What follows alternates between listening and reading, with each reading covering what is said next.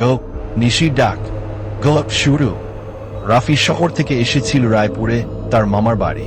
সে ছিল অবিশ্বাসী স্বভাবের, ভূতপ্রেতের গল্পে কখনোই বিশ্বাস করত না।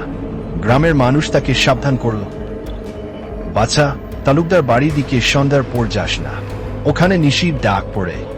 রাফি হেসে উড়িয়ে দিল, ঠিক করো, সে নিজেই প্রমাণ করবে যে এসব কুসংস্কার।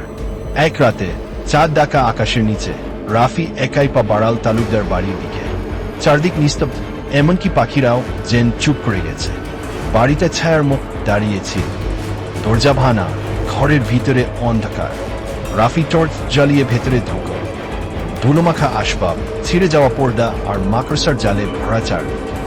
হ্যাঁ, রাফি রাফি রাফি থমকে গেল, মনে করো হয়তো কারো প্রজানক। ডাকা বাড়েল, এবার যেন অনেক কাছ থেকে।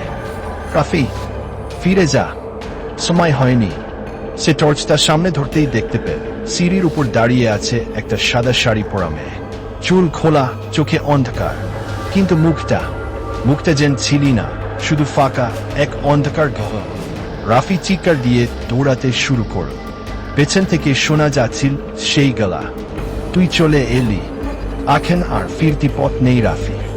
গ্রামের লোকেরা তাকে খুঁজে পেয়েছিল পরদিন সকালে তালুকদার বাড়ির বারান্দায়। তার মুখটা হয়ে গিয়েছিল সাদা, চোখ ফাঁকা আর ঠোঁট ফাঁকা ফাঁকা হাসছিল, অথচ সে আর কিছুই বলতে পারছিল না।